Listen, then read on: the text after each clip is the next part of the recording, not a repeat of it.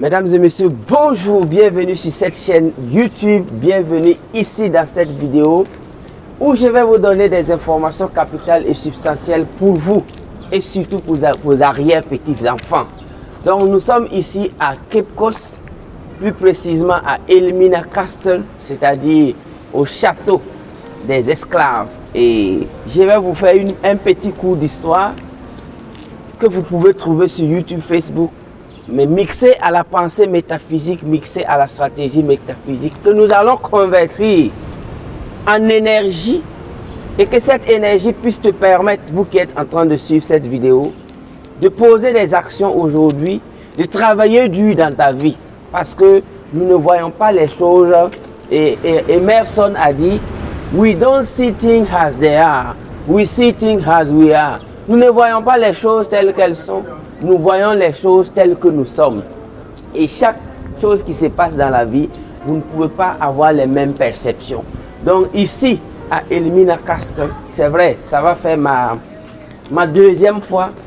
Et je suis venu ici en 2019.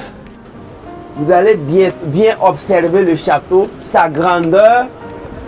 Et imaginez qu'il y a vraiment, je dirais, des siècles, parce que ça fait très longtemps que des humains ont pu imaginer, penser. Ça, c'est l'imagination humaine que vous voyez. Des hommes ont pensé et ils ont construit un château avec des sous-sols, parce que c'est vraiment grand. Tout ça pourquoi? Pour, comme ce que Bob Marley a dit, l'exploitation de l'homme par l'homme.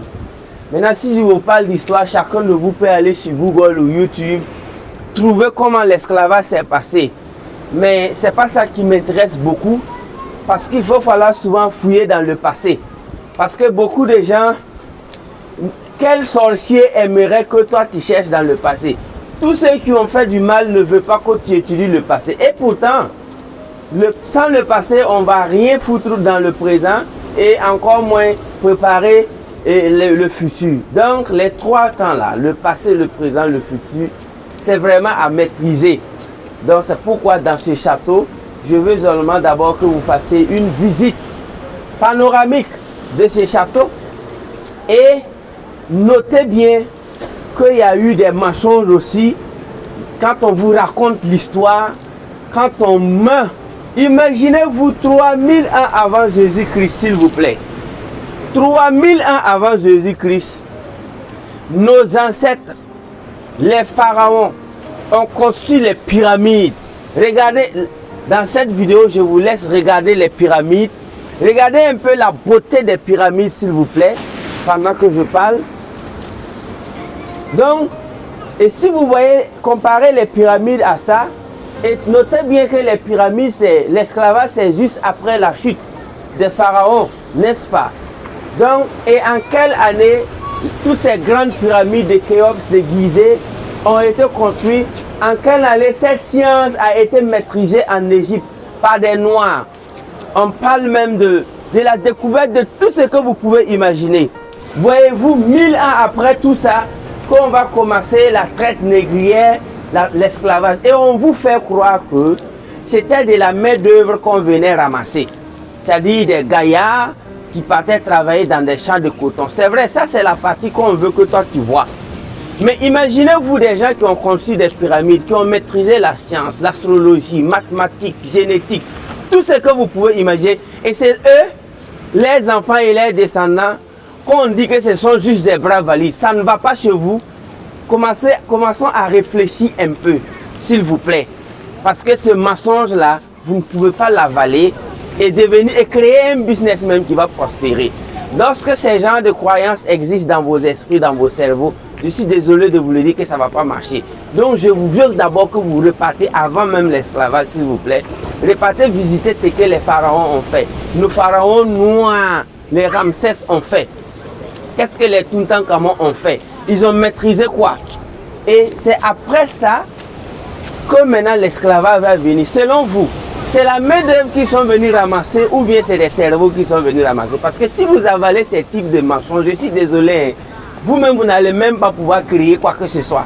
Donc, non seulement ça, c'est la main-d'œuvre qu'on nous a montré, Mais on ne vous a pas montré le vol des scientifiques, les cerveaux, la haute puissance africaine, ceux qui contrôlaient tout, les quatre éléments fondamentaux, c'est-à-dire l'eau, le feu. Vous voyez, il y a des gens qui ont maîtrisé ça, qui savent comment les choses se passent. Et la question que je vais vous poser, qu'est-ce qu'un maître peut créer? Tout ce qu'un maître peut créer, c'est du désordre. Je vous explique. Lorsque vous êtes attrapé en captivité, lorsque vous êtes des esclaves, votre cerveau tourne à combien? À 1000 à l'heure, pendant que le maître est occupé à boire ses vins. Donc, la mécanisation de l'agriculture, c'est nos frères, c'est nos parents, c'est nos ancêtres qui l'ont créée. Parce que quand tu travailles dans un champ de coton matin, midi, soir, à un certain moment, tu dois réfléchir comment faire pour mécaniser. Lorsqu'on vous dit de transporter des briques avec votre tête pour construire des immeubles, et si vous devez le faire matin, midi, soir, qu'est-ce qui va se passer? C'est celui qui vous fait faire ça qui doit créer les grues là. Lui, il s'en fout, il a la main dans ses poches, il se promène, il boit ses vins. C'est vous, les employés, voire des esclaves, c'est vous qui allez créer. Donc 80% des créations que vous pouvez voir, ça a été créé par des Noirs dans des conditions difficiles. Mécanisation de l'agriculture, la musique. Imaginez-vous, vous travaillez dans des conditions pénibles. À un certain moment, le soir, vous devez vous relaxer. Donc comment il faut faire? Il faut chanter pour évacuer le stress. C'est pourquoi quand vous écoutez les jazz, les blues, quand vous écoutez le country, quand vous écoutez ces genres de musique, vous sentez que c'est l'âme de l'homme qui parle. Donc moi j'adore cette musique, moi j'adore écouter du country, j'adore le jazz, j'adore le blues. Mais surtout au niveau du jazz là, vous allez voir que c'est les grands esclaves scientifiques qui ont commencé à chanter les Charlie Bird Parker. Attention, quand les gars chantent, même toi-même tu trembles parce que tu sais que ça vient même de la moelle. Donc, dans cette vidéo, il faut arrêter de croire que c'est la main-d'œuvre que les gars sont venus chercher. Les gars sont venus piller des scientifiques. Ils sont venus prendre, c'était le transfert de technologies. Donc, c'était un pillage organisé de cerveaux, c'était un pillage organisé d'architectes, c'était un pillage organisé de médecins, c'était un pillage organisé de docteurs, c'était un pillage organisé des gens illuminés. Et ce sont ces gens-là qui ont permis à l'humanité, de l'autre côté, hors du continent africain, de faire tout ce que vous pouvez voir aujourd'hui, de poser même les vrais fondements et fondations du développement, que ce soit sur le plan social et sur le plan scientifique. Ok? Donc, si c'était la main-d'œuvre seulement, je vous le dis, le monde n'allait pas être comme ça. Allez-y étudier les grands inventeurs. Allez-y chercher à savoir qui a inventé quoi. Et vous allez voir que 90% des cas là, ce sont les Noirs, les scientifiques qui sont venus ramasser. Donc, est-ce que c'est pas un peu honteux de vous dire que les gars sont venus ramasser des scientifiques? C'est honteux. Est-ce que c'est pas honteux qu'on vous dise que c'est des scientifiques qui sont venus ramasser? Est-ce que c'est pas honteux qu'on vous dise qu'ils sont venus ramasser des mathématiciens? Mais il faut qu'on masque ça un peu. On vous dit non, que c'est des bras valides. Il faut réfléchir. Use your mind and use your sense. Si tu utilises ton cerveau, tu réfléchis, tu vas voir que c'est des mensonges en fait. Donc, voyez-vous, magnification. Vous voyez ce que l'homme peut faire? Vous voyez tout ça là? Ça c'est l'homme qui a construit. Il y a des siècles. Donc la porte du non-retour, ça se trouve ici. Lorsque vous êtes, on vous conservait ici comme des sardines. Et quand on vous fait sortir, c'est fini. Maintenant, vers la fin de cette vidéo, qu'est-ce que je veux que tu retiennes? Qu'est-ce que je veux que tu fasses? Ok? Parce que il y a des gens qui ne veulent même pas qu'on parle de l'histoire parce qu'ils savent que ce que les grands-parents ont fait là, c'est inhumain. Mais aujourd'hui, nous sommes tous appelés à vivre ensemble, à enterrer certaines haches de guerre. Mais on ne doit pas oublier certaines choses. C'est pourquoi moi je veux que tu convertisses cette énergie et créer ton business en te disant, mes ancêtres étaient des savants. Parce que si c'était des idiots, regardez-moi, il fallait d'abord être robuste, bien bâti, en très bonne santé, capable de résister pendant des semaines. Regardez comment on peut avoir ces gens d'humains là. Ça se trouve dans ce 21e siècle encore. Des êtres humains qui peuvent résister. Des gens résistants, robustes. Ça se trouvait en Afrique. Bon, c'est peut-être la soi-disant science entre griffes qui a affaibli peut-être les Africains aujourd'hui. Sinon, vous-même vous savez que être enchaîné, transporté pendant des semaines, pour ne même pas dire des mois, vers une destination inconnue. Et c'est pourquoi j'ai beaucoup aimé une chanson de Francis Cabrel. C'est eux qui ont fait, faudra pas que tu t'étonnes. C'est eux qui ont fait. Non, moi quand j'écoute cette chanson, je suis très content. Donc allez-y chercher la chanson de Francis Cabrel qui dit que c'est eux qui ont fait. Faut pas que tu t'étonnes en fait. C'est pour dire que Francis Cabrel parlait de la vie de l'esclave et des inventions que les esclaves ont eu à faire. Ok? Donc, et chanter seulement le dimanche. Donc, et allez-y trouver cette chanson de Francis Cabrel, s'il vous plaît. Écoutez, c'est eux qui ont fait. Il a commencé à citer les grands noms des grands savants esclaves en fait. Ok? Dans la chanson, il cite des noms. Et quand il cite, moi-même, je ressens quelque chose. En fait, j'adore la musique, mais je suis sélectif en fait. Je n'écoute pas n'importe quelle musique. Mais quand j'écoutais cette chanson de Francis Cabrel, c'est comme s'il était en train de prononcer des noms des gens que moi je connais. Surtout quand il arrive la partie où il cite les noms. C'est eux qui ont fait. Faudra pas que tu t'étonnes. C'est eux qui ont fait. Quand il dit c'est eux qui ont fait la même, moi-même je sens que c'est vraiment eux qui ont fait.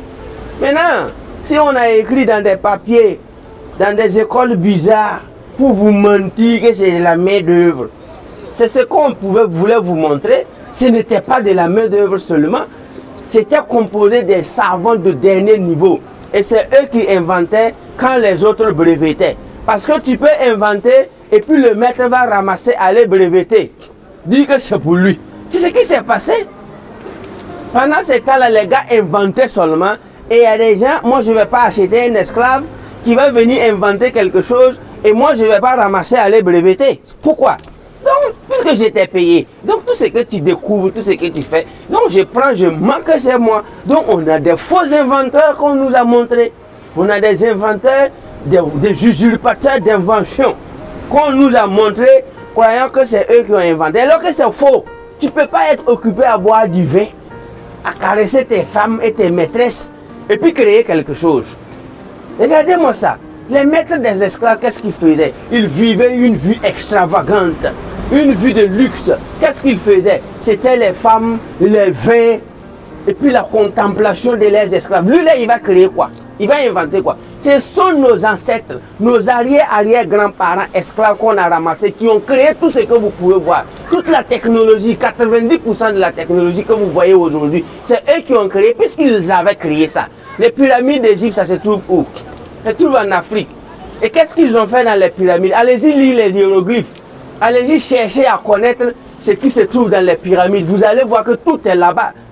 Tout est là-bas. Toute la science du monde se trouve là-bas. 3500 ans, 3000 ans.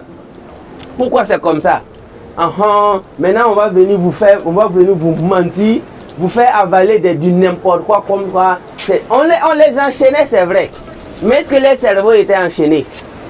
Allez-y étudier l'histoire de l'Amérique. Vous allez voir combien de brevets, les maîtres esclaves ont usurpé. Vous allez faire le tour du monde. Vous allez connaître la vérité. Vous allez créer. C'est pourquoi on a dit, ye shall know the truth and the truth shall set to trouble you and the truth shall set you free. Tu connaîtras la vérité te troublera et la vérité te rendra libre. You shall know the truth shall trouble you and the truth shall set you free. Donc, pour ce qui concerne les intérieurs où on conservait les esclaves, où d'autres mouraient, les femmes enceintes, les bébés, je vais vous épargner ça pour qu'avec la puissance de l'auto-éducation, on se retrouve à Elmina Castle ou bien à l'île de Gorée au Sénégal, Elmina Castle ici au Ghana pour travailler. Et vous allez voir que la vie, c'est d'abord creuser. C'est comme si tu veux construire un gratte-ciel. En fait, c'est les cases là.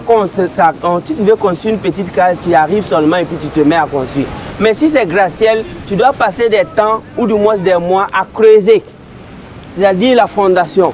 Donc celui qui veut aller loin doit connaître au plus l'histoire profonde de son pays, de son continent, de sa famille. Parce que si tu ignores ton propre histoire, comment veux-tu te propulser vraiment vers un avenir sérieux? Donc c'est pourquoi en physique, on a dit que quoi? Il y a une formule qui dit paix avant égale la paix après.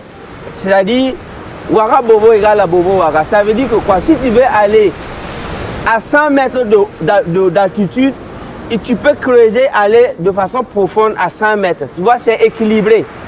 C'est la même chose que Sun Tzu a dit, if you want to go higher, go deeper first. Dans son livre intitulé The Art of War, il a dit ça. If you want to go higher, go deeper. Ça veut dire que si tu ne connais pas ton histoire, si tu ne connais pas de certaines vérités, mais tu es un légume qui clignote seulement que des yeux et tu ne feras rien de bon. Donc, c'est là, this is my message for you.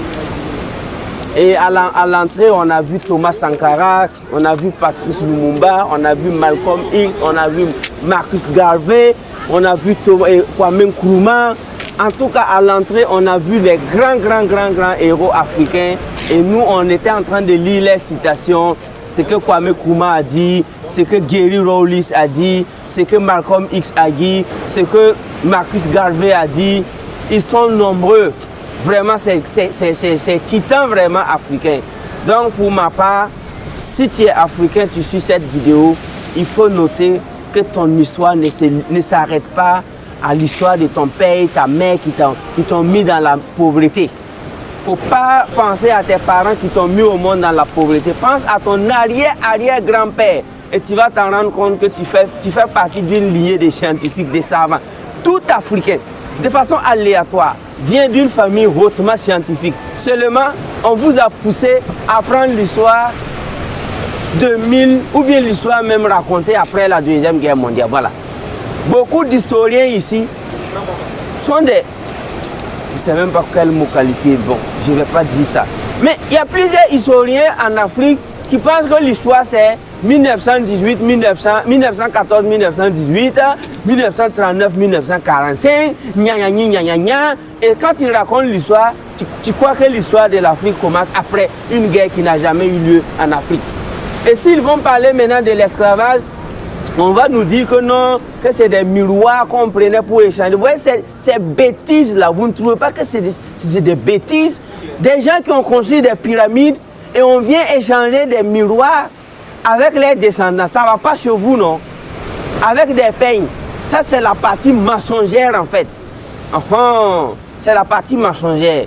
Quand vous regardez la médecine, quand vous regardez même les billets de mille, les gaz, les vins de palme que nos ancêtres ont commencé à extraire des arbres, du palmier. Mais attention, il faut réfléchir un peu. Regardez l'habillement des rois, les gants, les agnis. Regardez les habillements des rois Mossi. Allez-y fouiller dans les livres ou du moins, allez-y regarder comment nos rois s'habillaient. Un seul pain là, ça pouvait même payer quoi? Ça pouvait payer une voiture. Mais regardez l'extravagance, la royauté dans laquelle nos rois, autant des Almoravides, autant de l'Empire Soussou, autant de... Mais attendez, regardez un peu, regardez l'extravagance autant de Massa Moussa. Ça même c'est à côté. Si on veut tout gâter, on s'en va maintenant voir les pharaons.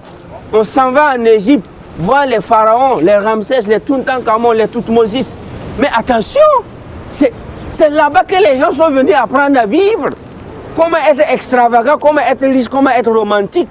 Les gars sont venus. Maintenant, on vous dit que c'est eux qu'on a venu donner pain pour qu'on donne des gens. Des petits comme un miroir et puis pain. Voyez-vous, écoutez, si vous voulez créer des business, si vous voulez être des entrepreneurs à succès, si vous voulez collaborer avec le monde entier, il faut que vous commencez à réfléchir et à connaître une certaine vérité. Je ne suis pas en train de vous dire d'aller vous venger sur quelque chose. La vraie vengeance, c'est quand tu vas devenir vachement riche. C'est quand tu vas avoir une bibliothèque vraiment fournie.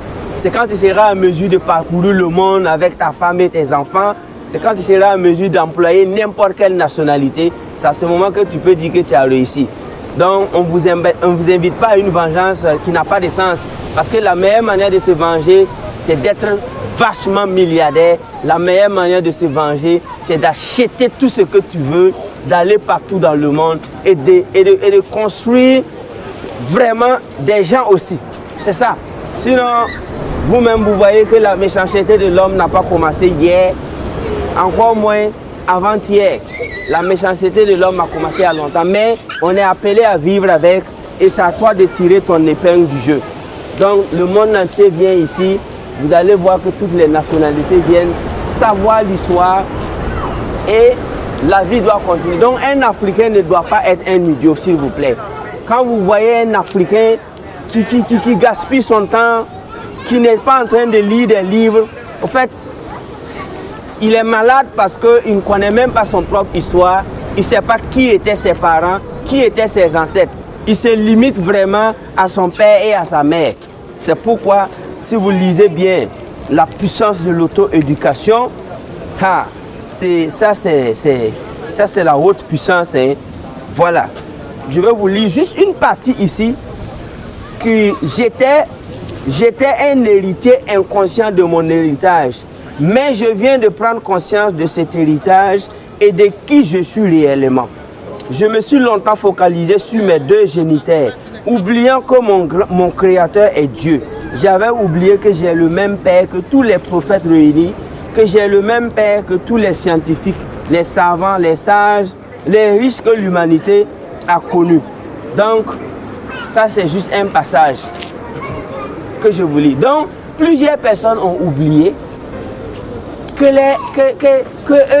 ils se focalisent sur les deux géniteurs, papa et maman qui se chicotent, papa et maman qui se bagarrent à la maison, papa et maman même qui n'ont pas de vision en tant que tel, ils t'ont juste mis au monde un bon soir, ils sont allés ensemble et puis tu es venu au monde et tu te limites dans ça. Peut-être même qu'on ne t'avait même pas prévu dans les plans, ils ont voulu s'amuser et puis tu es venu. Mais quand tu viens dans des conditions comme ça, lève-toi, va au-delà de la vision et de la connaissance de ton père et de ta mère. Tu vas rejoindre la connaissance de ton grand-père. Et si ton grand-père même n'est même pas dans l'histoire, tu montes à ton arrière-grand-père. Si lui-même il est bizarre, tu le déclasses. Petit à petit, tu vas aller trouver quelqu'un de ta lignée qui n'était pas un idiot, qui était ça. Et c'est ce que moi j'ai fait. Je suis allé très loin dans ma lignée et j'ai vu que moi je viens d'une lignée d'érudits. Je viens d'une lignée de savants, des gens qui maîtrisent les 4 éléments. Et c'est à partir de là que je me suis dit, waouh, maintenant, je sais que je suis riche. Mais si vous pensez que c'est le matériel ou l'argent que vos parents doivent vous montrer pour montrer qu'ils sont riches, et s'ils n'en ont pas, tu risques de rejoindre ceux qui croient qu'ils sont des idiots, tu risques d'abandonner. C'est ça qu'on appelle même l'abandon. Donc, n'abandonnez jamais. Vous êtes tous riches, vous êtes tous nés riches. On y va pour le gros succès. Donc, en lien, vous allez voir les liens, vous allez voir comment vous pouvez faire pour avoir le livre La puissance de l'auto-éducation et faire le tour du monde et surtout devenir vachement riche. Je vous aime, je vous adore. I really, really love you. On se donne aussi rendez-vous du 8 au 10 novembre à Ouagadougou au Burkina Faso pour la GCAP, la grande conférence de l'abondance et de la prospérité. Ce sera du haut niveau. À vous de vous renseigner, à vous de crapahuter pour savoir comment avoir mon ticket de la GCAP, comment participer à la GCAP, comment avoir le livre La puissance de l'auto-éducation. Débrouillez-vous. Merci beaucoup. Je vous aime, je vous adore. I really, really love you. Africa is the future, but now Africa is the present, and Africa gonna lead the world for maybe for the 4th time. L'Afrique va gouverner, mais avec des Africains conscients.